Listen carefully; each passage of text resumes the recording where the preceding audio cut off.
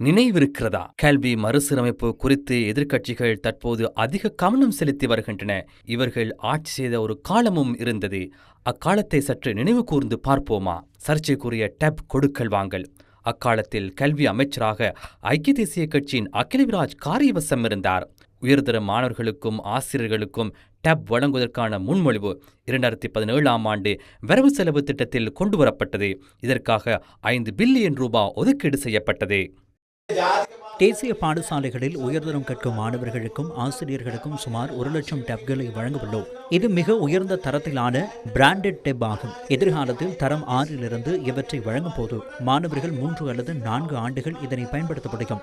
அப்போது தரம் 6 முதல் 7, 8, 9, 10 வரையிலான தரங்களுக்கு பாடப்புத்தகங்களை அச்சிட வேண்டிய அவசியம் ஏற்படாது.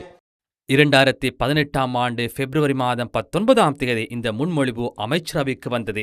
அப்போதைய ஜனாதிபதி மைத்ரிபால சிறிசேன இதுகுறித்து மேலும் ஆய்வு செய்யுமாறு பணிப்புரை விடுத்தார். எனினும் அகிலவிராஜ் காரியவசம் எந்த மாற்றமும் செய்யாமல் அதே அமைச்சரவை பத்திரிகையை மீண்டும் அமைச்சரவையில் சமர்ப்பித்தார். அந்த காலத்தில் தனியான பொருளாதார நடவடிக்கைகளுக்காக ஒரு உபகுழு ஒன்றும் இருந்தமை நினைவில் உள்ளதா?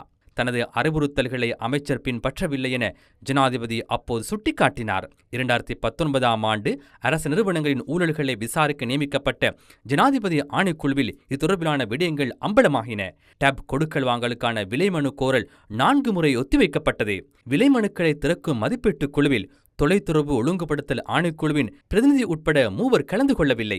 தேர்ந்தெடுக்கப்பட்ட நிறுவனத்தின் விலைக்கு அமைய திட்டத்துக்கு 7.4 பில்லியன் ரூபாய் தேவைப்பட்டது. எனினும் 5 பில்லியன் ரூபாய் மட்டுமே ஒதுக்கீடு செய்யப்பட்டிருந்தது. பின்னர் தெரிவு செய்யப்பட்ட நிறுவனம் மற்றொரு நிறுவனத்தோடு கலந்துரையாடி விலையை குறைக்க முயற்சித்தது. விலைமனு தாக்கல் செய்த 8 நிறுவனங்களோடு கலந்துரையாடாமல் எடுத்த இந்த நடவடிக்கை தொடர்பாக ஆணைக்குழு நீதிபதி கேள்வி எழுப்பினார். அதுவே செய்ய வேண்டிய வேலை என கல்வி அமைச்சின் அதிகாரிகள் ஜனாதிபதி ஆணைக்குழு முன்னிலையில் கூறியிருந்தார்கள். ஆனால் அது நடைபெறவில்லை. இந்த பெருகை நடவடிக்கை மிகவும் அலட்சியமானது என ஜனாதிபதி ஆணைக்குழுவுக்கு வந்த அப்போதைய கல்வி அமைச்சின் பெருகை தொடர்பிலான மேலதிக செயலாளர் தெளிவாக குறிப்பிட்டார். அகிலவிராஜ் அமைச்சரவையில் சமர்ப்பித்த பத்திரத்துக்கு அமைய குறைந்த விலையை முன்வைத்த நிறுவனத்தை தெரிவு செய்யுமாறு கூறப்படவில்லை.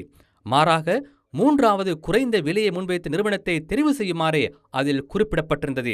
இதன் மூலம் சுமார் 1.2 பில்லியன் ரூபாய், அதாவது 120 கோடி ரூபாய் நட்டம் ஏற்படும் நிலைமை உருவானது. அதிக விலையுள்ள நிறுவனத்தை தெரிவு செய்வதற்காக ஏற்கனவே இருக்காத சில வித்தியாசமான நிபந்தனைகளும் புதிதாக சேர்க்கப்பட்டன. மாணவர்களின் ஆரோக்கியம் மற்றும் நீடித்துழைப்பு என புதிய நிபந்தனைகள் இடையில் உள்ளடக்கப்பட்டிருந்தன. டப்களை கொள்வனவு செய்வதற்கான நிதியை 6.7 பில்லியன் ரூபாய் வரை அதிகரிப்பதற்கான மற்றொரு அமைச்சரவை பத்திரம் வந்தது. இந்தளவு பணத்தை செலவிட்டு காலாவதியான தொழில்நுட்பம் அடங்கிய டப்களை கொள்வனவு செய்வதற்கான விசித்திர முயற்சியில் இவர்கள் ஈடுபட்டனர். எவ்வாறாயினும் இந்த கொடுக்கல் வாங்கல் தொடர்பிலான பேச்சு மூழ்கடிக்கப்பட்டது. பின்னர் 2023ஆம் ஆண்டு அரச கணக்குகள் பற்றிய குழுவில் இவ்வாறான விடயம் வெளிவந்தது. சுமார் 3.4 பில்லியன் ரூபாய் செலவில் 96,919 டப்களும் 93,027 சார்ஜிங் பாயிண்ட்களும் கொள்வனவு செய்யப்பட்டன. 124 தேசிய பாடசாலைகள் மற்றும் 1,217 மாகாண பாடசாலைகளுக்கு வழங்குவதற்காக இவை கொள்வனவு செய்யப்பட்டுள்ளன. பாடசாலைகள் உயர்தர மாணவர்களுக்காக வழங்கப்பட்ட இவை நோக்கத்திலிருந்து விலகி 6 முதல் 11ஆம் வகுப்பு மாணவர்களுக்கு வழங்கப்பட்டன. அதுவும் அந்த கணனிகளின் தொழில்நுட்பம் காலாவதியாகி உத்தரவாத காலம் முடிவடைந்த பின்னரே வழங்கப்பட்டன.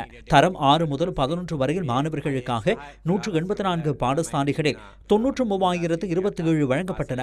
மேலும் 3,192 டப்கள் 3 அரசு நிறுவனங்களுக்கு வழங்கப்பட்டன. இந்த கணனிகளில் அநேகமானவை பதிவு செய்யப்படவில்லை.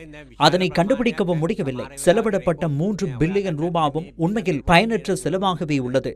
தரம் 6 முதல் 11 வரையில் வழங்கப்பட்ட மாணவர்களுக்கும் இதனால் பயன் கிடைக்கவில்லை. இதனை கொண்டு என்ன செய்வது என்பது தொடர்பாக தெளிவு இருக்கவில்லை. இதுவே நடந்தது. இன்று கூட்டு சேர்ந்து சத்தமிடுவோர் அன்று கல்வியை கவனித்த விதமே இதுவாகும். இவற்றை சரியாக தேடி பார்த்தால் இன்னும் பல உண்மைகள் வெளிவரும்.